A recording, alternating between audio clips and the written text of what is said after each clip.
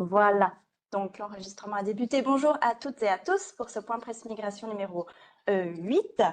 Très rapidement, je m'appelle Laurine Jobin, je travaille pour l'association asile.ch et puis je suis notamment responsable, je remplace ma collègue Elodie Féjot pour le comptoir des médias, qui est un projet d'information et de sensibilisation autour des thématiques d'asile et de migration destiné aux médias romans. Et puis aujourd'hui, donc, nous sommes réunis pour le point presse migration, le numéro 8. Donc c'est le numéro 8 d'une série qui a débuté et qui est organisée avec le NCCR On the Move, qui est un pôle de recherche national sur la migration et la mobilité. Et puis ensemble, on essaie de présenter donc différentes thématiques d'actualité autour de l'asile et de la migration. Et puis ces points presse ont pour objectif de permettre un dialogue entre les médias et les chercheurs et les chercheuses scientifiques d'une part, et aussi avec les professionnels du terrain sur des thématiques d'actualité liées à l'asile et la migration. Donc c'est un espace pour les journalistes aussi pour poser des questions et se renseigner sur des thématiques qui ne sont pas toujours évidente. Aujourd'hui, on a choisi de traiter donc la modification d'une loi qui va entrer en vigueur dès le 1er avril et qui va donc permettre notamment au secrétariat d'État aux migrations de fouiller les téléphones portables et tout autre support numérique des demandeurs et des demandeuses d'asile. La présentation va se faire comme ça. Il y a monsieur Raphaël Rey, madame Nina Ramsi qui vont faire leur présentation. Et à la suite des présentations, vous aurez l'occasion de poser toutes vos questions pendant entre 20 et 25 minutes environ. Et puis ensuite, nous partagerons aussi les coordonnées de madame Ramsi et de monsieur Rey au cas où vous souhaitez écrire peut-être un article aujourd'hui ou dans le futur sur ce sujet. Ils seront ensuite à votre disposition très volontiers. Et puis, encore un dernier élément avant de transmettre le micro à ma collègue Marie Vuillemier, qui va coordonner ce débat, cette discussion. Donc, ces points presse migration sont ouverts à toutes et tous, mais ils se destinent en priorité aux journalistes. Et donc, pour des questions de timing, pour parler en bon français, on vous remercierait de laisser d'abord plutôt la parole aux journalistes pour la partie questions. Et puis, s'il n'y a plus de questions de la part des journalistes, on peut ouvrir voilà, les questions pour tout le monde. Voilà. Donc, je transmets le micro à Marie Vuillemier, qui est journaliste parlementaire pour les radios régionales romandes et qui va donc modérer la discussion. Marie, à toi. Voilà, bonjour tout le monde, bienvenue. Bon, bah, du coup, je ne me présente plus. On a là aujourd'hui un thème qui avait fait beaucoup de débats au Parlement. Et puis là, c'est intéressant parce qu'on voit au moment de la concrétisation un peu les problèmes qui sont soulevés après des décisions parlementaires, comment est-ce qu'on peut vraiment mettre ça en application sur le terrain. Et ensuite, vous pourrez poser vos questions une fois les deux présentations terminées. Soit vous pouvez écrire dans le chat sur la droite, ou bien vous pouvez soit lever la main comme ça, ou bien lever la main à côté du smiley. En bas, il y a aussi une main virtuelle. Donc, n'hésitez pas à vous manifester et je vous donnerai la parole par la suite. Bon, bah, du coup, je passe tout de suite la parole à Raphaël Rey. Je vous laisse vous présenter et puis nous faire votre présentation. Merci. Bonjour tout le monde, je suis très content d'être là. Moi, je suis chargé d'information au CSP Genève. En tant que chargé d'information, j'ai participé aux différentes consultations qu'il y a eu sur la modification de la loi sur l'asile, mais aussi ensuite des différentes ordonnances qui précisent un peu cette mesure qui doit être appliquée le 1er avril 2025. Après, je dois déjà vous dire en préambule que on a des précisions, mais le détail de comment tout ça va vraiment se dérouler reste encore très flou et c'est pour ça qu'il y a beaucoup d'interrogations, beaucoup de soucis du côté du monde associatif et je n'aurai pas des réponses à tout. Je vais partager ma présentation, celle-ci est un peu longue. Je me suis dit que j'allais la faire suffisamment complète, elle va vous être partagée par la suite. Et puis, je vais essayer d'aller à l'essentiel pour ma présentation. Euh, Étant très doué pour ça, est-ce que tout le monde voit cette présentation? Oui? Oui, c'est tout Parfait. bon. Alors, on résume avec l'idée on parle de fouille des téléphones fouilles de téléphone portable, mais en fait, il s'agit de manière plus complète.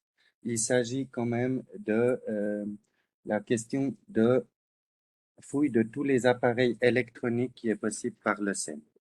Tout ça, juste pour faire un historique un peu rapide, c'est une initiative parlementaire de Gregor Foots, un parlementaire UDC, qui a été adoptée par les deux conseils le 1er octobre 2021 et qui demande à modifier les articles 8 et 8A de la loi sur l'asile. Ensuite, cette modification de loi a donné lieu à une proposition de modification de l'ordonnance 3 sur l'asile et aussi de l'ordonnance sur l'exécution du renvoi et de l'expulsion des étrangers. Une consultation qui a eu lieu en mars 2023. Et le tout a été approuvé par le Conseil fédéral le 1er mai 2024, mais pour des raisons de mise en place technique, c'est pour ça qu'il y a eu un délai d'une année avant leur mise en œuvre. Si on reprend un peu rapidement de quoi il s'agit concrètement, voilà, le requérant est tenu de collaborer à la constatation des faits. Il doit en particulier remettre temporairement au SEM les supports électroniques de données en sa possession si son identité, sa nationalité ou son itinéraire ne peuvent pas être établis sur la base de documents d'identité ni par d'autres moyens. Le traitement des données personnelles issues de ces supports électroniques est régi par l'article 8A. J'aimerais mettre en avant le fait qu'il s'agit d'un article qui s'est ajouté à l'obligation de collaborer. L'obligation de collaborer est un principe dans la procédure d'asile qui est assez fort, c'est-à-dire que si la personne n'arrive pas à justifier sa non-collaboration, une procédure peut être tout simplement radiée. Donc, c'est quand même un élément important. À l'article 8A, l'ASI de la nouvelle mouture qui entrera en vigueur le 1er avril, vous avez des précisions. Il y a une précision sur ce qui est ce que sont les supports électroniques. Il y a surtout une précision sur le fait qu'il y a une analyse de la proportionnalité de la mesure qui doit être faite et il y a l'idée que cette analyse se fait en principe lors de la phase préparatoire, c'est-à-dire dans les 10 ou 21 premiers jours de l'arrivée de la personne dans un centre fédéral d'asile, mais qu'il y a une possibilité de l'effectuer dans toute la procédure d'asile, mais aussi dans le cadre de la procédure de renvoi. Donc en fait, il y a un principe qui est mis, mais ça reste assez flou sur le quand le SEM peut effectuer cette fouille. Et une précision sur le fait qu'il y a une sauvegarde temporaire possible. Ça, c'est ce qu'on a dans la loi sur l'asile. Les ordonnances, elles vont venir préciser quelles sont les données personnelles qui peuvent être analysées, qui peut le faire, quel est cet examen de la proportionnalité, quelles sont les procédures possibles, mais aussi quelles sont les informations qui vont être données aux personnes concernées. Je vais reprendre ces différents éléments en allant assez vite et vous pourrez me poser des questions par la suite si il y a besoin de précision. Alors, les données personnelles, l'article 10 de l'OA 3, donc cette ordonnance sur l'asile, précise qu'il s'agit de toutes les indications sur l'identité et la nationalité et aussi sur l'itinéraire de l'intéressé. Il est tout de suite fait mention que c'est les données, y compris les données sensibles au sens de la loi sur la protection des données.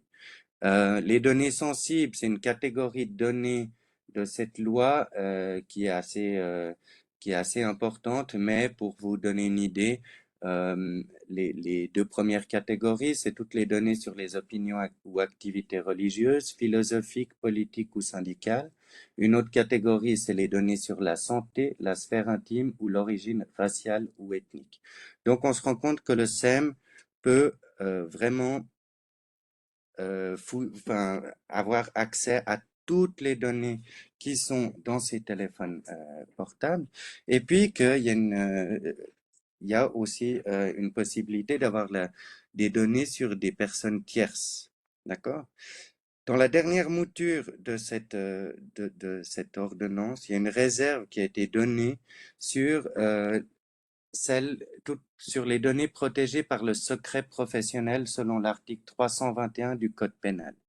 Et là, il y a un grand doute qui subsiste pour nous en tant qu'acteurs associatifs, c'est qu'on sait que le secret professionnel protège par exemple la relation entre un médecin et son patient, donc normalement ces données ne seraient pas accessibles, mais par contre, il y a un grand doute sur le fait qu'elle protège la relation entre le mandant et la protection juridique, sachant que tout requérant d'asile dans un centre fédéral d'asile a le droit à une protection juridique gratuite. Ces données protègent la relation à l'avocat, mais pas forcément aux juristes des ONG.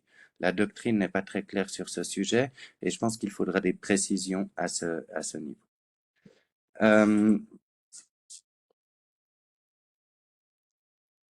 Qui va pouvoir effectuer l'analyse? Ça va être d'abord les collaborateurs et les collaboratrices du SEM, qui est, en gros, on a trois grandes catégories, donc l'établissement de l'identité et de la nationalité, ceux qui sont en charge de mener la procédure d'asile, et puis ceux qui sont au soutien au canton pour l'exécution des renvois. Donc en fait, on se rend compte que quasiment tous les collaborateurs du SEM pourront effectuer cette analyse. Il a été ajouté dans la dernière mouture des ordonnances qu'une formation est nécessaire, mais la liste reste encore très évasive sur qui va faire ça. Et puis en fait, comme ça demande quand même des compétences très techniques, notre demande à la base était qu'une unité indépendante puisse faire cela, mais ça n'a pas été retenu. Quant à l'examen de la proportionnalité, normalement, il y a différentes techniques ou il y a différents éléments qui permettent de fournir des informations sur l'identité et sur l'itinéraire de la personne, notamment les documents officiels, les actes de naissance, les permis de conduire. Il y a aussi des expertises lingua qui peuvent être effectuées. Et puis, ce qu'on s'attendait, c'est que cette fouille des téléphones portables soit vraiment l'ultima ratio quand tous les autres éléments n'ont pas pu permettre d'arriver à des conclusions. Et en fait, dans la formulation de cet article, il se trouve on doit prendre en compte les différents éléments, mais ce n'est pas marqué noir sur blanc que c'est seulement une fois que toutes les autres mesures ont été mises en place que la fouille des téléphones portables sera mise en œuvre. On parle une directive devrait être adoptée par la suite. Pour le moment, on n'a aucune connaissance de cette directive. Peut-être qu'elle précisera ça. Les procédures, je vais aller assez vite, mais en gros, il y a un logiciel qui va être possible pour l'analyse des données. Il y a une sauvegarde temporaire des données qui est possible, mais il y a aussi la possibilité de visualiser et d'analyser directement les données. La présence de la personne concernée est possible, mais elle peut refuser de participer. Et puis, on parle de présence possible de la représentation juridique, ce qui, à notre sens, est un souci parce que pour nous, ça ne devrait pas être une possibilité, mais une obligation. Et quand on parle d'obligation de la présence de la représentation juridique, vu qu'il y a des mandats avec le SEM pour cette représentation juridique, celle-ci devrait être défrayée et puis cette activité devrait être comptée dans les heures qui sont financées par l'autorité. J'ai été peut-être un peu vite, peut-être que j'ai pris trop de temps, mais voilà, on a vraiment depuis le début les CSP comme tout le monde associatif, que je parle de l'OSAR, je parle du HCR, je parle d'Amnesty International, dénonce quand même cette mesure comme déjà discriminante pour la simple bonne raison qu'en droit pénal, la fouille des téléphones portables est strictement encadrée par la loi. Le ministère public doit rendre une décision écrite qui peut être contestée, ce qui ne sera pas du tout le cas comme ça pour les personnes requérantes d'asile. Elle nous paraît complètement disproportionnée parce qu'elle ne fait justement pas la différence entre des données normales et des données sensibles.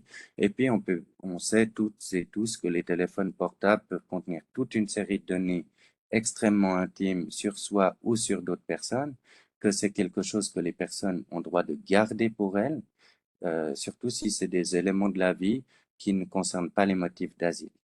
Et elle est disproportionnée parce qu'elle viole et on n'est pas le seul à le dire, hein, le HCR en parle aussi, le droit fondamental à la vie privée, qui est quand même des principes protégés par la Constitution et puis par la Convention européenne des droits de l'homme. Et puis après, il y a un dernier élément sur lequel je vais insister, c'est qu'en fait, elle paraît assez inutile. Il y a déjà eu des tests qui ont été faits en Allemagne avec un bilan mitigé. Je vous ai mis un lien en fait sur les résultats du bilan, mais en fait, ça constatait que dans seulement 2% des cas, cette pratique a permis de mettre à jour des contradictions par rapport à d'autres éléments qui étaient amenés dans le cadre de la procédure. Il y a même eu en 2018 un projet pilote mené à Chiasso et à Valor, donc dans des centres fédéraux. On s'est rendu compte que dans 37% des cas, il n'y avait aucun appareil qui était exploitable. Et sur ces 37%, seuls 15% ont donné des résultats utiles. Tout ça avec l'idée donc que en fait, elle n'est pas cette mesure semble complètement non proportionnelle au but visé, qui est d'établir l'identité et l'itinéraire de la personne, mais surtout, c'est énormément de démarches et de mesures, c'est énormément de moyens qui, dans une volonté d'accélérer les procédures d'asile et de les rendre efficaces, entraînent, et ça c'est ce que dit le résultat du projet pilote, un ralentissement assez important de la procédure d'asile. Je m'arrête là et puis je vais laisser la parole à Marie ou Nina, je ne sais pas. Oui, c'est moi qui reprends la parole brièvement. Merci beaucoup pour cette présentation. C'était rapide, mais comme ça, on a le cadre qui est bien posé. Et je donne directement la parole à Nina Ramsi. Je vous laisse vous présenter et puis commencer à nous présenter votre présentation.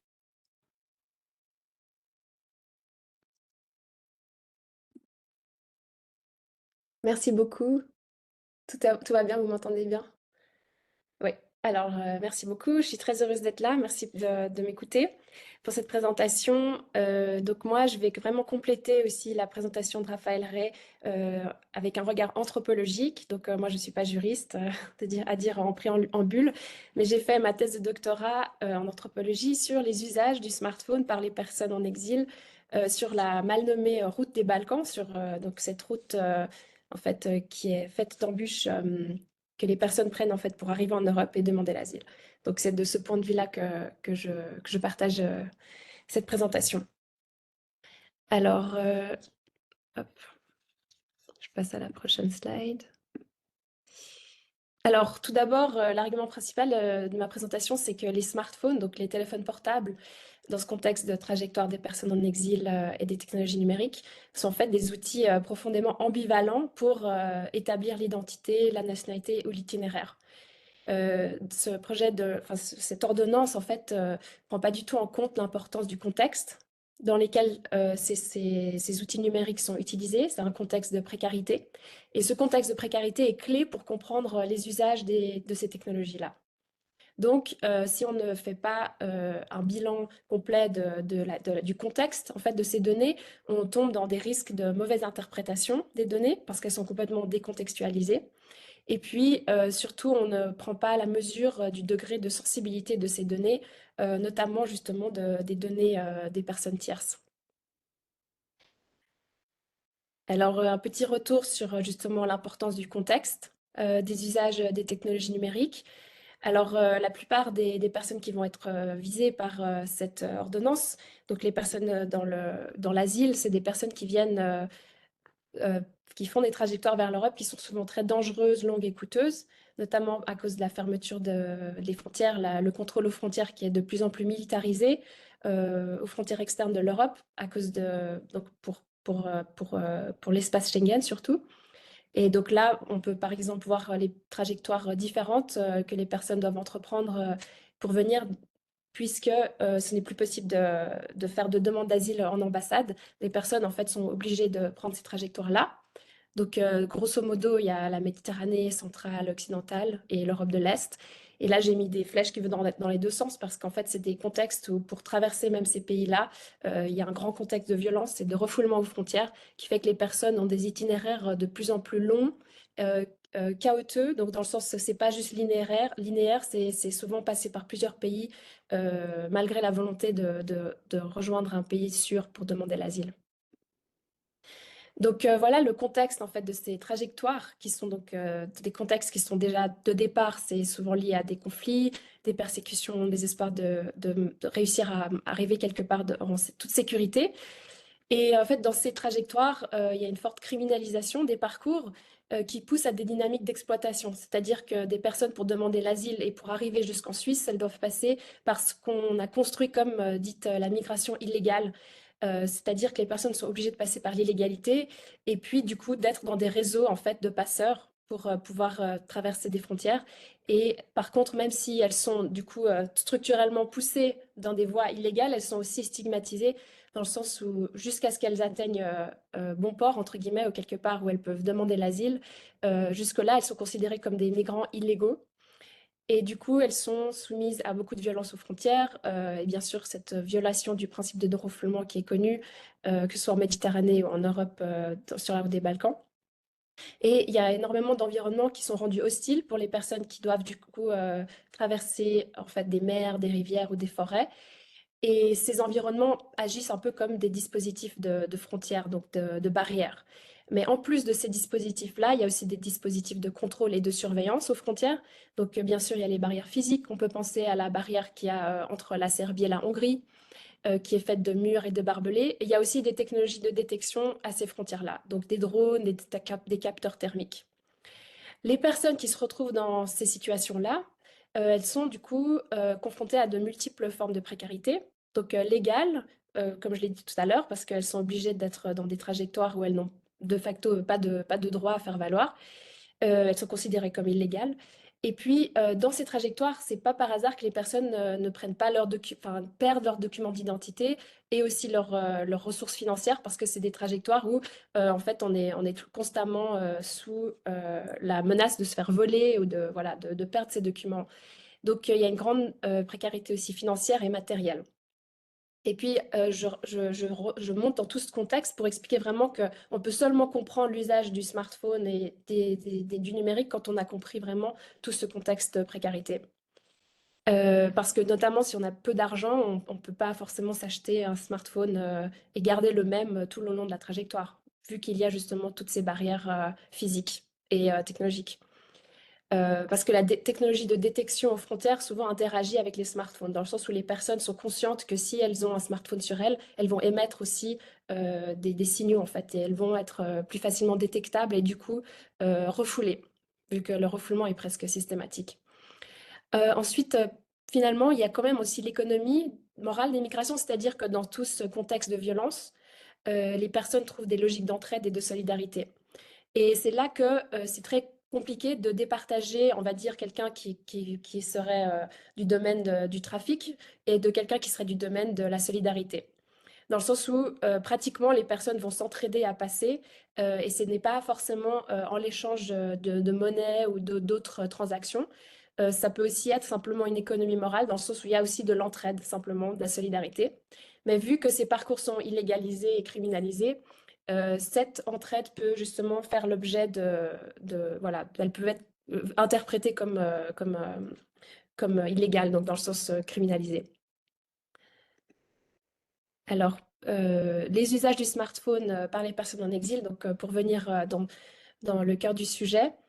Donc ça, c'est du coup basé sur les résultats du travail que j'ai fait en Suisse et en Europe de l'Est, aux frontières surtout italiennes, bosniennes et serbes. Et donc on voit que les smartphones sont des outils très ambivalents.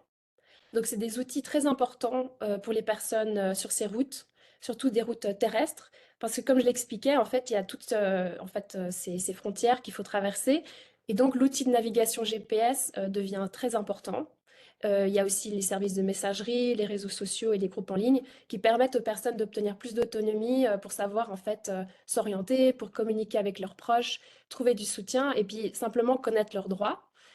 Et en fait, quand ils entrent dans ces réseaux de soutien, ils entrent dans des nouveaux réseaux qui sont plurilingues et transnationaux. C'est-à-dire que ils vont commencer à échanger des informations dans plusieurs langues. Donc, il faut savoir que vu que ces trajectoires sont de plus en plus longues, parce que les frontières sont de plus en plus fermées, en fait, les personnes vont aussi apprendre beaucoup de langues dans leur trajectoire.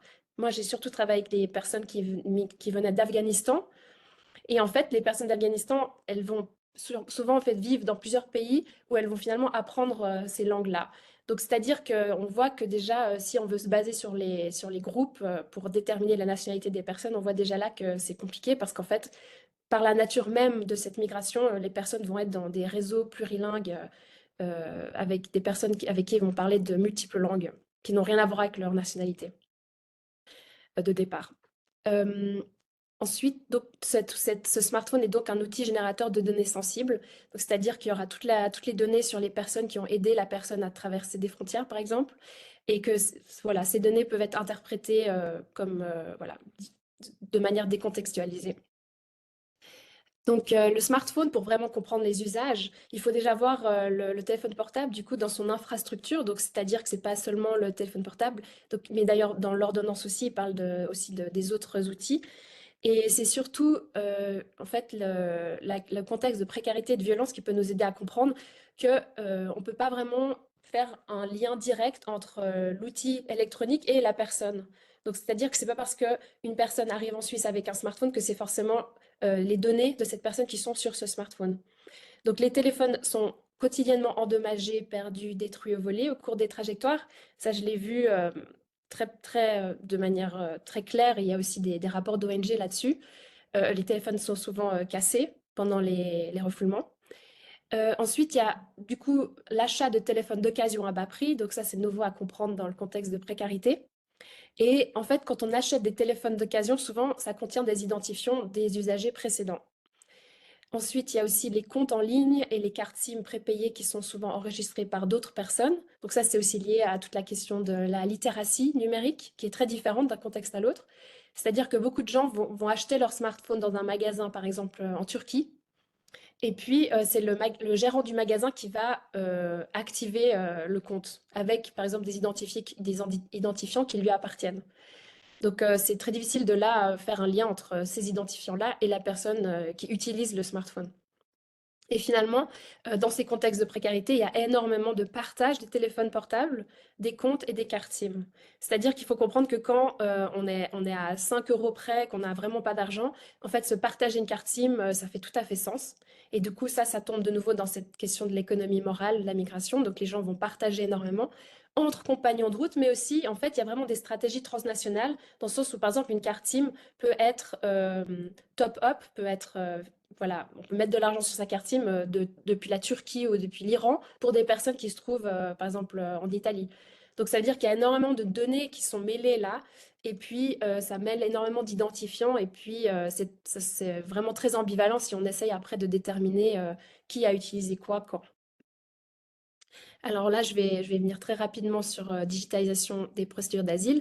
Donc, comme Raphaël Rey l'a rappelé, donc ça, donc il y a vraiment une expansion de la collecte des données. Et puis, c'est vraiment lié, on pourra y revenir, mais au règlement Dublin et la base des données Eurodac. C'est-à-dire que cette ordonnance-là, sur la fouille des smartphones, est vraiment à comprendre dans le contexte plus large de la collecte des données pour déterminer où une personne va être envoyée lors voilà, d'un cas Dublin. Euh, et puis, il y a de plus en plus justement ces bases de données qui sont non seulement utilisées dans le domaine de l'asile, mais aussi dans le domaine de la criminalité, parce qu'il y a une vue des migrants comme étant en fait une source de suspicion. Et ça, on pourra y revenir si jamais je vois que le temps file. Du coup, pour conclure, on peut voir que ces supports numériques sont vraiment des outils très ambivalents s'il s'agit de les utiliser pour établir l'identité, la nationalité ou l'itinéraire. Et il y a de nombreux risques et des nombreux enjeux qui sont là. Alors, c'est vraiment lié aussi à ce qui a été dit précédemment, que en fait, ça montre le nombre d'interrogations qui sont là. Et on voit aussi que jusqu'à présent, il n'y a pas eu beaucoup de débats là-dessus, mais en fait, c'est vraiment des questions qui sont au cœur de nos démocraties, si je peux dire. Parce que vraiment, c'est une question de... enfin, c'est une mesure vraiment tout à fait contestable à cause d'une vision biaisée et décontextualisée des usages du smartphone. Donc en fait, il y a vraiment ce mythe de l'universalité des usages, donc ce mythe qu'on utiliserait tous son smartphone de la même manière, et ça occulte tout à fait ces divers accès et pratiques selon les parcours, les vulnérabilités, les ressources des personnes avec DIL. Ensuite, il y a vraiment ce mythe de la neutralité et de la solution technologique.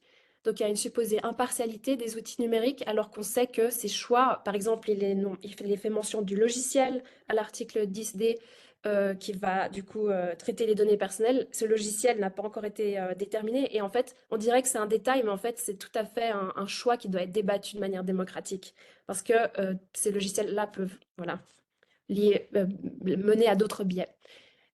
Donc tout ça peut renforcer des erreurs d'identification en réduisant l'individu à des données numériques. Et finalement, donc pour reprendre aussi l'argument qui a été fait précédemment, il y a vraiment ces risques disproportionnés de collecte intrusive de données sensibles qui sont ensuite par la suite rendues interopérables. Donc c'est la question de comment en fait ces données vont circuler et puis quelles données vont vraiment exactement être collectées, sachant que c'est pas tout à fait exhaustif non plus dans l'ordonnance à l'heure actuelle.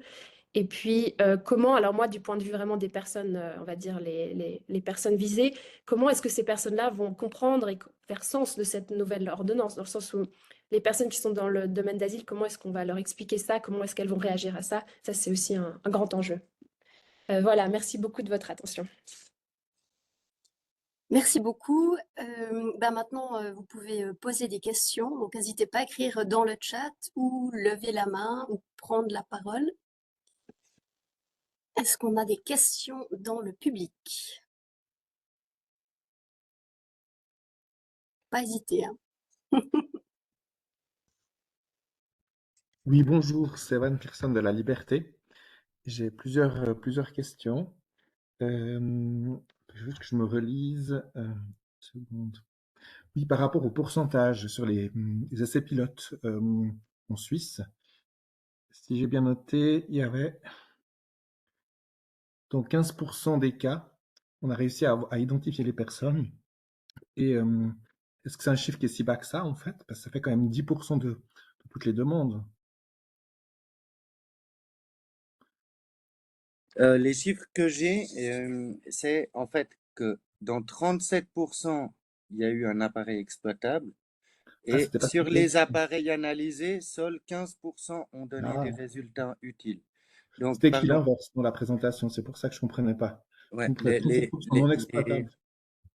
je suis pas très bon en maths, je dois vous avouer, mais en Ok. gros, c'est 15% des 37%.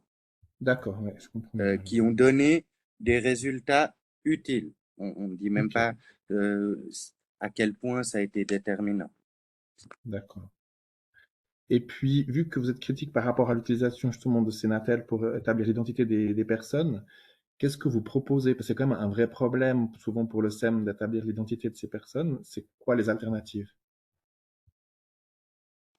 Bah, les alternatives, il y a déjà tout ce qui est existant. Et puis ça, il y en a quand même, il y a quand même toute une série de mesures qui sont là. Euh, Comme je le disais avant, il y a tout ce qui est les documents que les personnes euh, avancent. Il y a des différentes analyses. Alors, on a toujours été critique sur l'analyse Lingua, mais elle nous semble quand même plus pertinente dans ce cas enfin, moins intrusive qu'une fouille de téléphone portable. Et si les personnes n'ont pas de documents, par exemple, donc on a tel, enfin, téléphone portable, qu'est-ce qu'on peut Ben, faire? il y a justement ces possibilités de non, enfin voilà, comme je le disais, pour nous, c'est par rapport, en fait, l'inutilité de la procédure dans différents cas, et puis, en fait, l'intrusion dans la vie privée des gens, elle n'est pas proportionnelle au but qui est d'établir l'identité. Pour établir l'identité, euh, enfin, donc on juge que aucune fouille des téléphones portables ne devrait être faite pour protéger la vie privée des personnes, mais à minima, que ça soit clair que l'analyse dont je vous parlais, l'analyse Lingua, soit menée et que c'est seulement quand un doute subsiste que cette fouille puisse être ordonnée. C'est un peu, Mhm. vous voyez? Oui, oui, Un peu le contre et puis le à défaut. je vois. Et puis, moi, j'ai encore une dernière question. Vous avez mentionné le cas de l'Allemagne avec un chiffre très bas, 2% d'utilité. Euh, Est-ce que ça se fait ailleurs? Est-ce qu'on fait ça dans toute l'Union européenne ou bien c'est un cas particulier? Enfin voilà, je veux savoir un peu si c'est Alors, une pratique répandue. moi, des informations que j'ai, c'est qu'en Belgique, il y avait une réforme qui avait été adoptée en 2017 Mhm. contre l'avis de la Commission de la protection de la vie privée, un organe belge. Elle a été con- contestée et puis en fait, elle a jamais, le recours est pendant à ce jour. Donc c'est devant la Cour constitutionnelle. En tout cas, en 2020, c'était pendant à ce jour. Et puis, en gros, elle n'a jamais été mise en place. Euh, la même chose en Autriche, où la législation a été adoptée, mais elle n'a pas été mise en pratique en raison des problèmes qu'elle pose par rapport à la protection des données. D'accord. Et en Allemagne, donc il y a eu 18 mois d'application, il y a eu un bilan qui a été fait en 2020. Et puis, en gros, dans 64%, il y avait des informations, il n'y avait aucune information utilisable. Dans 34%, elle a permis de confirmer l'identité des personnes qui avaient été déjà établies auparavant. Mhm. Et de réfuter l'identité des personnes, c'était dans 2% des cas seulement. Donc, on voit que malgré la difficulté d'identifier les personnes, en fait, les différentes mesures qui sont déjà en place sont souvent nécessaires, enfin, sont souvent tout à fait suffisantes. Donc en Allemagne, on fait plus. Alors on fait un projet pendant 18 mois puis on n'applique plus. Si je comprends C'est bien ce ça. que, c'est l'information que j'avais, mais je dois avouer que elle est peut-être plus aussi actuelle et qu'il faudrait peut-être vérifier. D'accord, je vous remercie. Puis une question tout à fait pratique, je profite d'avoir la parole. Euh, donc c'est juste les présentations vont être envoyées par mail, les PowerPoint, et puis est-ce que c'est possible d'avoir la photo des deux personnes qui se sont exprimées, donc Madame Ramsky et Monsieur Ray, pour un petit médaillon dans le journal, si c'est possible. Voilà, je profite de une question vraiment pratique. Voilà. Merci. Merci beaucoup. Ouais, je crois que tout te sera envoyé sans problème. Est-ce qu'il y a Merci. encore des questions dans l'assemblée? Ça n'a pas l'air Peut-être, pour le peut-être moment. je peux ajouter quelque chose juste par Oui. rapport à, oui, à cette ordonnance que, on va dire de manière de la protection des données, fondamentalement, en fait, on pourrait être contre. Mais après, maintenant, vu qu'elle est sur place, c'est vraiment la question de débattre de tous ces choix techniques. Il faut vraiment politiser ces choix. C'est pas, c'est par exemple quand il parle de ce logiciel qui va permettre à traiter les données personnelles, en fait, c'est où vont être basées ces données, quelle est l'entreprise qui va faire ça. Enfin, c'est vraiment des choix de société. Donc c'est-à-dire que maintenant que ces éléments sont sur la table, je pense qu'il faut suivre ça de près et être le plus exhaustif possible aussi sur le type de données qui va être prise en compte. Merci. Parce que vous, Nina, vous voyez quoi en fait comme risque, hein? Vous dites il y a le problème qu'on utilise mal, qu'on interprète mal ces données. Vous voyez quel risque en fait de la part des autorités que on ne trouve pas l'identité de la personne, qu'on ait des infos sur les tiers. Est-ce que vous arrivez à nous expliquer un petit peu les risques que vous voyez dans cette procédure? Oui, tout à fait. Alors déjà, le risque, c'est que donc c'est des personnes qui sont en lien avec toutes sortes qui sont dans des réseaux en fait internationaux. Et puis toutes ces données-là, elles vont être prises aussi en compte par le SEM. Et puis elles vont entrer dans des... En fait, elles vont aussi après peut-être jouer un rôle pour tout ce qui est Eurodac, donc pour tout ce qui est la déportation des personnes. Donc ces données qui peuvent être très sensibles peuvent être partagées en fait au niveau européen avec d'autres États. Et c'est des données très sensibles et on n'a pas de garde-fou en fait. On ne sait pas exactement jusqu'où ces données peuvent être utilisées. Donc c'est un peu ce risque-là surtout. Oui, Raphaël?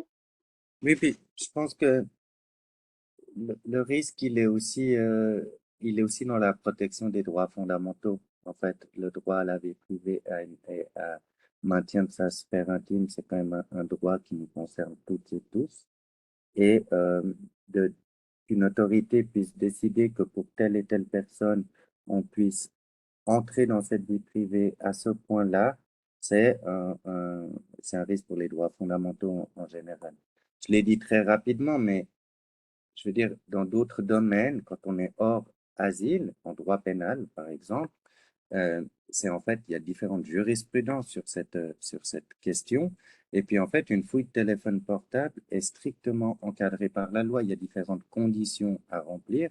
Il y a une présomption qui doit être établie par écrit par le ministère public qui peut être contestée avant que la fouille puisse être ordonnée. Et puis, c'est vraiment des garanties des droits fondamentaux qu'on n'a pas du tout là, parce qu'on a en fait l'autorité même qui ordonne la fouille, qui va faire l'examen de la proportionnalité et pas un acteur indépendant. Et vous pensez que c'est possible en fait que les requérants s'adaptent et puis finalement s'effacent toutes leurs données? Je ne sais pas, Nina, vous envisagez ça? Oui, tout à fait. C'est ça qui est très un peu perfide dans cette mesure, c'est qu'on s'en prend à un outil qui, on le sait très bien, pour des personnes en exil est extrêmement important pour maintenir le lien familial à distance, enfin pour des choses vraiment et puis pour s'en sortir au quotidien dans un pays. Il faut juste parfois s'imaginer ce que ça veut dire euh, voilà, d'être en exil. Et puis que, en fait, cet outil-là, quand on sait qu'il peut être transformé en outil de surveillance, ben, on va bien sûr, et c'est déjà le cas, les personnes vont effacer des données, ce qui va encore compliquer justement l'utilité d'une telle mesure, parce qu'on entre dans une toute nouvelle dynamique où les personnes vont bien sûr réagir et voilà, et peut-être effacer des données, effacer des comptes, euh, ce qui va elles-mêmes en fait les mettre dans une situation, elles vont être peut-être plus isolées socialement, parce qu'elles vont justement se couper de certaines personnes en pensant qu'elles vont peut-être protéger les données de ces personnes-là, donc de familles proches qui sont par exemple en danger dans d'autres pays dont elles veulent simplement pas partager les informations. Donc c'est là que je trouve vraiment le côté ouais, social important aussi à prendre en compte des enjeux, de ce que ça va donner. Si quelqu'un a des questions, vous n'hésitez pas à écrire dans le chat et puis à prendre la parole, hein. Mais sinon, moi j'ai j'ai encore une question. Vous avez l'impression que ce sera surtout utilisé dans le cadre de Dublin, donc pour essayer de savoir par quel autre pays Dublin les personnes seraient passées, ou vous pensez que ce sera utilisé comment? Peut-être Raphaël d'abord? Alors, honnêtement, là, à ce niveau-là, je pense que ce serait très utile d'avoir un peu le son de cloche du secrétariat d'État aux migrations parce que, en fait, on sait que cette ordonnance, cette loi va entrer en vigueur, mais on n'a aucune information sur concrètement, est-ce que le logiciel a été choisi? Est-ce qu'il y a déjà, enfin, est-ce qu'il est prévu de l'appliquer là directement? Et donc, la supposition, effectivement, c'est que très souvent, ce qui est un des points importants dans la politique d'asile suisse, c'est de savoir si la Suisse est compétente ou non, de savoir si la personne est passée par un autre pays Dublin. Pour le moment, on se fie aux empreintes digitales. Hein, c'est vraiment, enfin, il y a d'autres indices et d'autres moyens de preuve, mais la plupart du temps, c'est quand même la question des empreintes digitales qui font foi.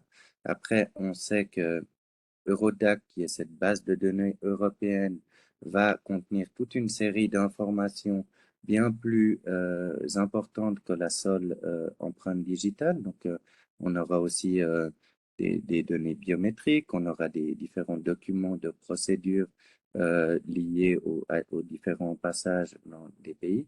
Puis en fait, ce qu'on ne sait pas concrètement encore, c'est par rapport à cette fouille des téléphones portables, qu'est-ce qui va être retenu, qu'est-ce qui va être mis dans le dossier d'asile. On sait que les données doivent être supprimées après une année s'il y a une sauvegarde, mais qu'est-ce qui va être retenu, qu'est-ce qui va être mis dans le dossier d'asile, puis qui donc ne sera pas supprimé et pourra être partagé aux autres pays européens, ça c'est encore des inconnus. Et à notre sens, c'est surtout dans ce cadre-là qu'il va y avoir la plus grande utilisation de ces données, mais ça reste une supposition. Et vous, Nina, vous avez l'impression que ce sera surtout utilisé dans le cadre de Dublin? Oui, oui, je rejoins tout à fait ce que Raphaël Ray a dit. Donc, c'est vraiment une nouvelle mesure qui peut être comprise en continuité avec la question de la preuve de passage, qui jusque-là se base surtout sur cette question des empreintes digitales. Et en fait, c'est pour ça que c'est intéressant de regarder le contexte européen.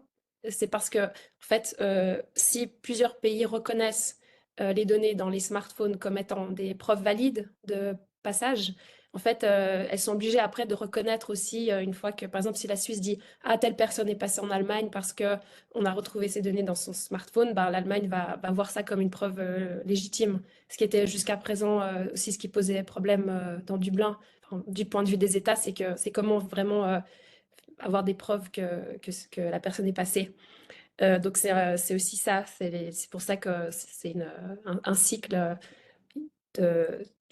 cette ordonnance en Suisse, finalement, apparemment, elle est vraiment venue d'une envie de la Suisse de faire comme l'Allemagne, en fait. Quand on regarde tous les débats, on ne dirait pas qu'il y avait comme ça un besoin. C'est vraiment aussi pour faire comme l'Allemagne, comme les autres. Et donc là, ça montre aussi qu'il y a cette idée d'aller plus vers l'interopérabilité des données. C'est-à-dire que, voilà, j'espère que j'ai répondu, plus ou moins. Oui, merci. On a William Chichakadi qui aurait une question. Je vous laisse prendre la parole si vous voulez la poser. Vous devez activer votre micro.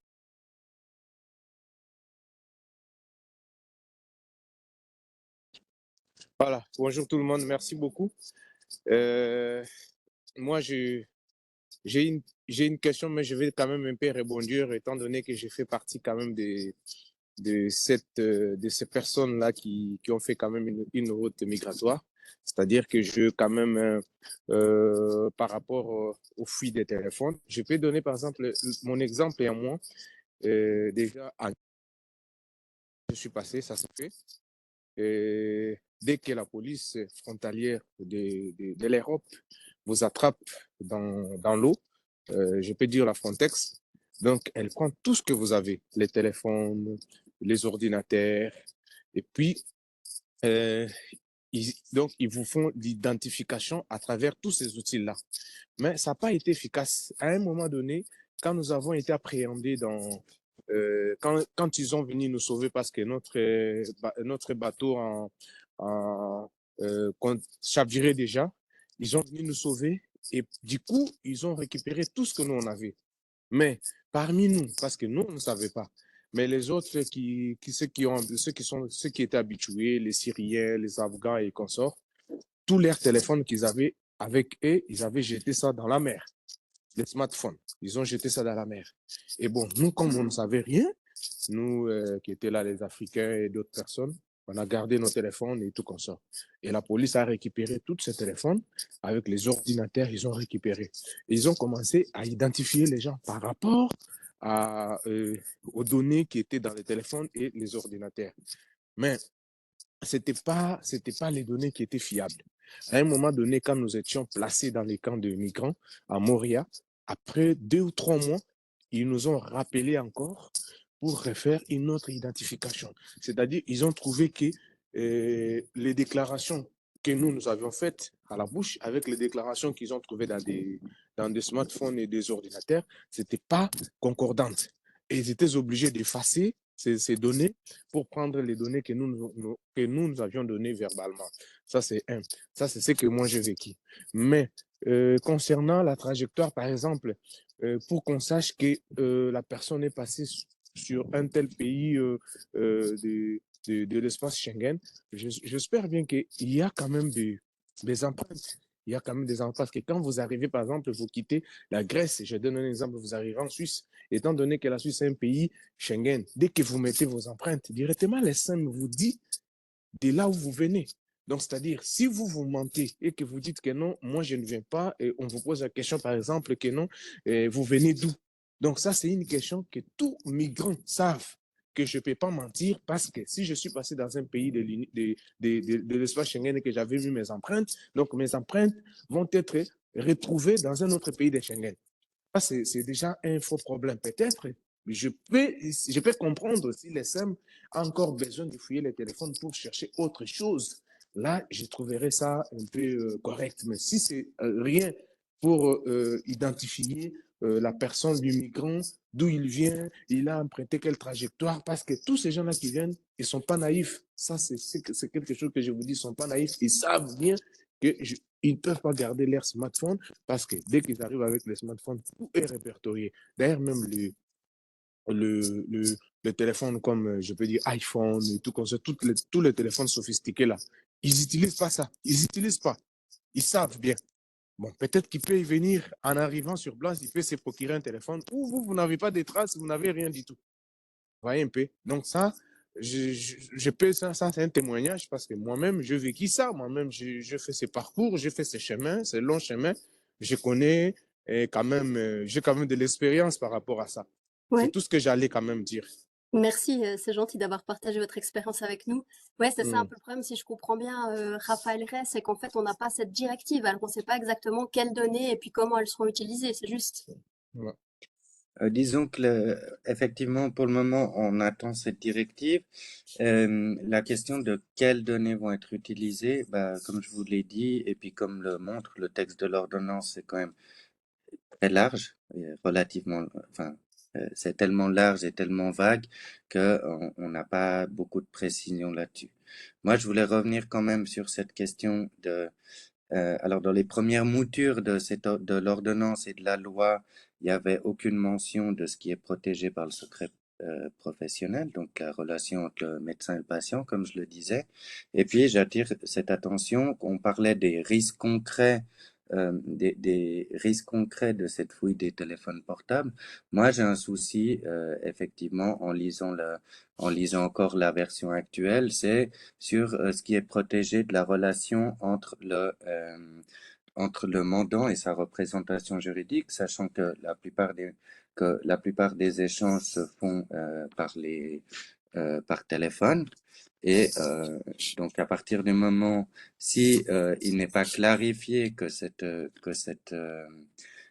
relation-là est protégée et que les données ne seront pas lues par le SEM, on a donc le requérant et ses interlocuteurs sauront que les échanges sont lus par le SEM, ce qui et je pense que altère considérablement le rapport de confidentialité qu'il peut y avoir par rapport à cette représentation juridique. Et puis, donc, on a quand même la teneur des échanges qui risque d'être modifiée. Et donc, pour moi, un des risques, c'est vraiment que ça porte atteinte au droit à une assistance juridique. Et ça, c'est quelque chose qui est important, d'autant plus si la représentation juridique a la possibilité d'y assister, mais qu'en fait, les ressources pour le faire ne leur sont pas données parce que c'est une possibilité pas une obligation. On est là où, en fait, on n'atteint pas seulement au droit à la vie privée, mais aussi on atteint la qualité de la procédure pour les personnes. Je voulais revenir sur les risques. Ouais, merci beaucoup. Je vois qu'il y a Malika de Voix d'Exil qui a levé la main. Malika, vous voulez prendre la parole pour une question?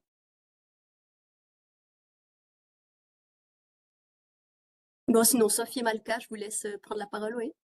Oui, bonjour tout le monde. Je suis Malika de Voix d'Exil. Et autant que migrante, moi aussi, donc c'est un sujet qui m'intéresse beaucoup.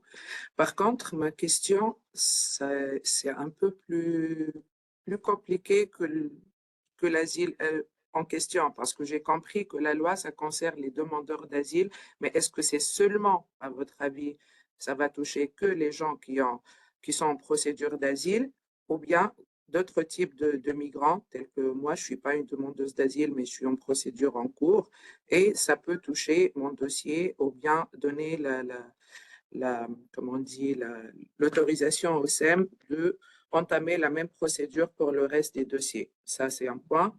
Après, si j'ai bien compris tout à l'heure, c'est par rapport aux nationalités qu'il y en a ceux qui vont être le plus touchés.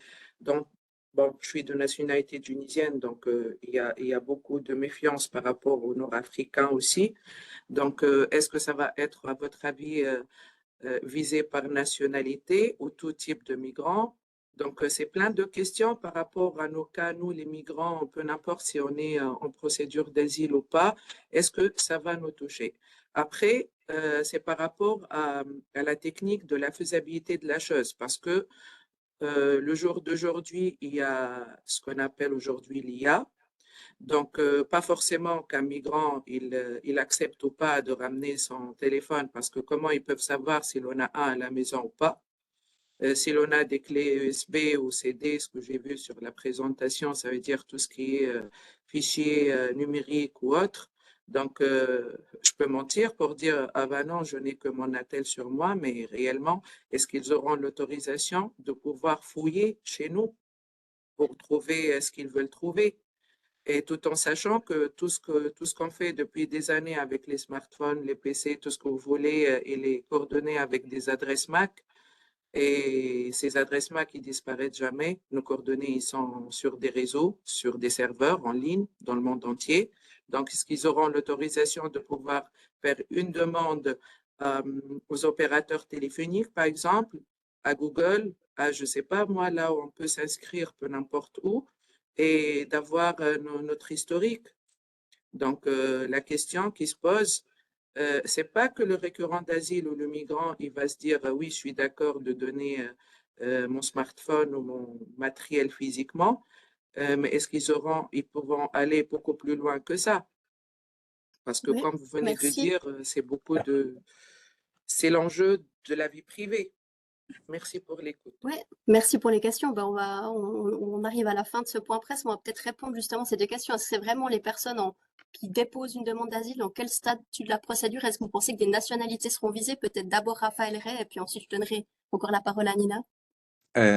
Alors, pour répondre aux deux questions, avec cette loi et cette ordonnance, euh, c'est seulement les personnes qui sont en procédure d'asile.